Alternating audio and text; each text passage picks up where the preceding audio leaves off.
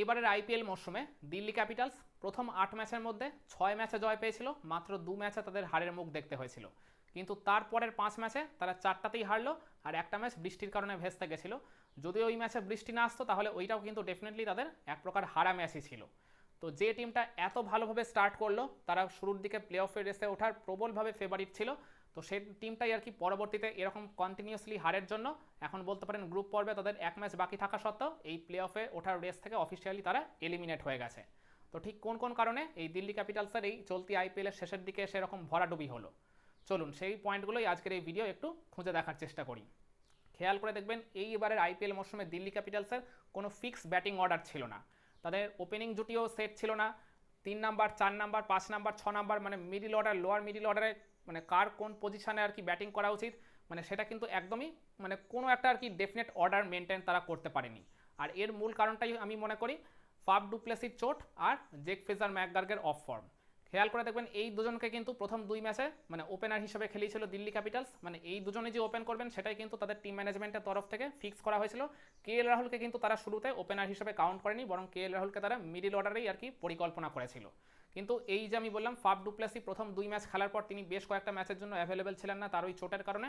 আর জেক Fraser ম্যাকগার্গ প্রথম ৬ ম্যাচের টানার সুযোগ পেয়ে ওই এক ম্যাচ ছাড়া তিনি যখন বাদ বাকি সব কটাতেই মোটা দাগে ব্যর্থ হলেন, তারপর তাকে ওই জায়গায় ড্রপ করতে বাধ্য হলো টিম ম্যানেজমেন্ট। সেই কারণে পরবর্তীতে কেএল রাহুলকে ওপেনার হিসেবে খেলিয়ে দিতে তারা বাধ্য হয়। ইভেন অভিষেক পোরেল, যার কিনা মানে রোলটা ছিল নাম্বার 3-তে, তাকেও ২-১ ম্যাচে ওপেন করানো হয়েছিল। করুণ নায়ারকেও আর কি পরবর্তীতে সুযোগ দিয়ে তাকেও ২-৩ ম্যাচের জন্য ওপেনিং করানো হয়েছিল। তো ওই জায়গায় কোনো ব্যাটারের আর কি ফিক্স ব্যাটিং অর্ডার ছিল না, আর যেটা ডেফিনেটলি দিল্লি ক্যাপিটালসকে মানে একটা লম্বা টুর্নামেন্টে বা যে কোনো টিমকেই বলতে পারেন প্রবলভাবে ভোগাবে। আর যে কারণে তাদের মানে ওই ব্যাটিংয়ের যে ধারাবাহিকতা সেটা কিন্তু একবারেই তাদের মানে লাইন আপের কোনো ব্যাটারি সেভাবে মেনটেন করতে পারেননি, এক্সেপ্ট কেএল রাহুল, অভিষেক পোরেল আর ট্রিস্টান স্টাবস। আমি বলবো দিল্লি ক্যাপিটালস এই গোটা মরশুম ধরে এই ৩ ব্যাটারের উপর ভরসা করেই খেলেছে। কেএল রাহুল মানে তিনি ৫০০-র উপর রান করেছেন, এমনি আর কি বলতে গেলে এখন রানিং টুর্নামেন্টে তিনি 9th হাইয়েস্ট রান গেটার। অভিষেক পোরেল ৩০০-র উপর রান করেছেন, কিন্তু তিনি মানে অতটাও আর কি ধারাবাহিকতা দেখাতে পারেননি বলেই আমার মনে হয়। তার ব্যাটিং অ্যাভারেজটা আর কি খুবই পুয়ার বলতে হবে। ট্রিস্টান স্টাবস তিনি আর কি মিডিল অর্ডারে আর লোয়ার মিডিল অর্ডারে ভরসা দেওয়ার চেষ্টা করেছেন, তিনি তার কাজটা ভালোভাবে করেছেন বলেই আমি মনে করি ওই ২-১টা ম্যাচ ছাড়া। তো এই ৩ ব্যাটারের উপর ভরসা করেই মূলত দিল্লি ক্যাপিটালস এই গোটা সিজনে খেলেছে। আর এছাড়া মাঝে মধ্যে আকসার প্যাটেল তিনি ওই নাম্বার 4 বা 5-এ আর কি ফ্লোটার হিসেবে উঠে এসে কয়েকটা ম্যাচে আর কি ঝোড়ো ইনিংস খেলেছেন। ব্যাস এইটুকুই হচ্ছে তাদের মানে ব্যাটিং মানে এফোর্ট ছিল। আর এছাড়া শেষের দিকের ওই ফিনিশার হিসেবে যাদের রোলটা ছিল ভিপ্রাজ নিগম, আশুতোষ শর্মা, তারা ওই ২-১ ম্যাচে বিচ্ছিন্ন পারফরমেন্স ছাড়া কিন্তু সেভাবে ধারাবাহিকতা মেনটেন করতে পারেনি। আর যার কারণে আমি মনে করি দিল্লি ক্যাপিটালস যে পার্টিকুলার ম্যাচগুলোতে তারা রান চেস করতে গেছিল, মানে আমি ওই যে বললাম শুরুর দিকে তারা ৮টা ম্যাচের মধ্যে ৬ ম্যাচে জয় পেয়েছিল, ওই ৬ ম্যাচের মধ্যে তারা ৪টাতেই কিন্তু রান চেস করে জয় পেয়েছিল। কিন্তু তারপরের যে ম্যাচগুলো তারা খেলেছে যেগুলোতে আর কি তাদের হারের মুখ দেখতে হয়েছে একদম আর কি কন্টিনিউয়াসলি, ওই জায়গায় কিন্তু দিল্লি ক্যাপিটালস যখনই রান চেস করতে গেছে তখন কিন্তু তাদের ব্যাটাররা কেউই নিজেদের রোলগুলো ঠিকভাবে পালন করতে পারেনি। আর এরপর তাদের ওভারঅল যে বোলিং ডিপার্টমেন্ট সেটাও কিন্তু একদমই আপ টু দ্য মার্ক জ্বলে উঠতে পারেনি, except Mitchell Starc. Mitchell Starc তিনি ১২ ম্যাচে ১৪ উইকেট জেনারেট করেছেন ঠিকই, কিন্তু এছাড়া তাদের লাইন আপে অন্যান্য যেসব পেস বোলাররা ছিলেন ওই মুকেশ কুমার থেকে শুরু করে দুষ্মন্ত চামিরা, তারপর মোহিত শর্মা, থাঙ্গারাসু নটরাজন, এরা কিন্তু কেউই নিজেদের বেস্ট পারফরমেন্সটা ডেলিভার করতে পারেনি। যে মোহিত শর্মার উপর এত ভরসা করেছিল, এত ইনভেস্ট করলো দিল্লি ক্যাপিটালস, সেই মোহিত শর্মা ৭ ম্যাচে নিয়েছেন মাত্র ২ উইকেট। তার বোলিং অ্যাভারেজ থেকে ইকোনমি ভীষণই পুয়ার।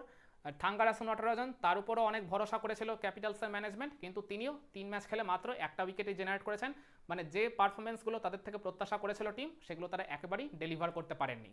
আর এছাড়া তাদের স্পিন ডিপার্টমেন্ট ওই কুলদীপ যাদব, ভিপ্রাজ নিগম আর ক্যাপ্টেন আকসার প্যাটেল, একমাত্র কুলদীপ যাদব তিনি শুরুর ৬ ম্যাচে আর কি ভালো পারফরমেন্স করেছিলেন, প্রথম ৬ ম্যাচে তিনি ১১ উইকেট শিকার করেছিলেন, কিন্তু তার পরের ৫ ম্যাচে তিনি কিন্তু উইকেটলেস ছিলেন।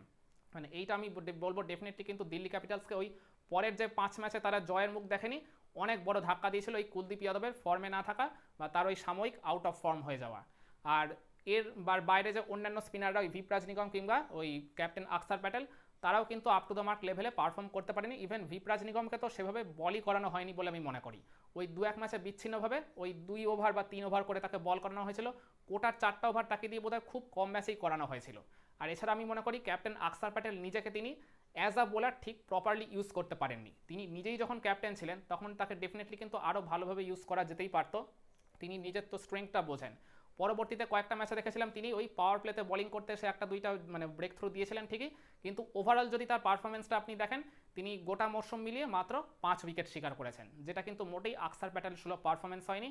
আর এছাড়া ওই যে আমি বললাম কুলদীপ যাদব শুরুর দিকে ভালো পারফর্ম করলেও তিনি পরের দিকে গিয়ে কিন্তু একেবারেই সেই পারফরমেন্সটা ধরে রাখতে পারেননি, আর যার ফলটা কিন্তু দিল্লি ক্যাপিটালস একদম হাতে নাতে পেয়েছে। আর এছাড়া পেস বোলাররা কিন্তু ওই জায়গায় মানে অকাতরে রান বিলিয়েছে। স্টার্ক মোটা দাগে তিনি সফল হয়েছেন ঠিকই, কিন্তু তিনিও কিন্তু ওভারঅল যদি দেখি তার বোলিং ইকোনমিটাও কিন্তু প্রায় 10.5-এর কাছাকাছি। আর এছাড়া মুকেশ কুমার তিনি আর কি উইকেট জেনারেট করেছেন, 11 ম্যাচে 11টা উইকেট পেয়েছেন, কিন্তু তিনি ওই জায়গায় কিন্তু বেধড়ক ঠ্যাঙানি খেয়েছেন। আর এছাড়া ডেথ ওভার্সে দিল্লির বোলিংটা কিন্তু যথেষ্ট তাদের ভুগিয়েছে বলে আমি মনে করি। একমাত্র মিচেল স্টার্ক এই ডেথ ওভার্সে তিনি কিছুটা সফল ছিলেন বলবো। একটা স্ট্যাট আমি দেখলাম এই জায়গায়, মানে ডেথ ওভার্সে মানে লাস্ট 5 ওভারের যদি আমরা বোলিং মানে পরিসংখ্যানের দিকে যাই, মিচেল স্টার্ক ওই জায়গায় গোটা মৌসুমে 9 ওভার বল করে 81 রান দিয়ে 7টা উইকেট পেয়েছেন, মানে তার বোলিং ইকোনমিটা ওই জায়গায় 9। আর এছাড়া অন্যান্য যে পেস বোলাররা বল করেছেন ওই পার্টিকুলার ডেথ ওভার্সে, সেখানে তারা দেখলাম 28.5 ওভার বল করে 340 রান বিলিয়েছেন, আর তারা সবাই মিলে নিয়েছেন মাত্র 7টা উইকেট। তাদের মানে বোলিং ইকোনমিটা ওই জায়গায় প্রায় 12-র কাছাকাছি। তাহলেই ভাবুন ডেথ ওভার্সে এদের কীরকম পুয়ার পারফরমেন্স ছিল। মিচেল স্টার্ক তারপরও বলবো মোটা দাগে তিনি কিছুটা সফল ছিলেন, কিন্তু বাকি বোলাররা মানে বাকি পার্টিকুলারলি পেস বোলাররা এতটাই আর কি জঘন্য পারফরমেন্স করেছেন ডেথ ওভার্সে গিয়ে, যেটা দিল্লিকে কিন্তু মানে আলটিমেটলি এই খেসারতটা দিতে হলো তাদের এই শেষের দিকে এত খারাপ পারফরমেন্স করার জন্য, আর যার ফলে তারা প্লে অফের রেস থেকে এখন অফিসিয়ালি ছিটকে গেল।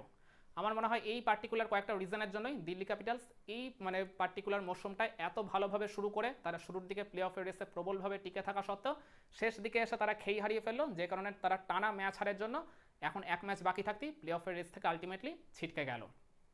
একমত হবেন আমার এই পয়েন্টগুলোর সাথে, নাকি আপনারা মনে করেন যে দিল্লি ক্যাপিটালসের ছিটকে যাওয়ার পিছনে আরও অন্য কোনো কারণ ছিল? কমেন্ট করে আপনার মতামতটা জানাতে পারেন।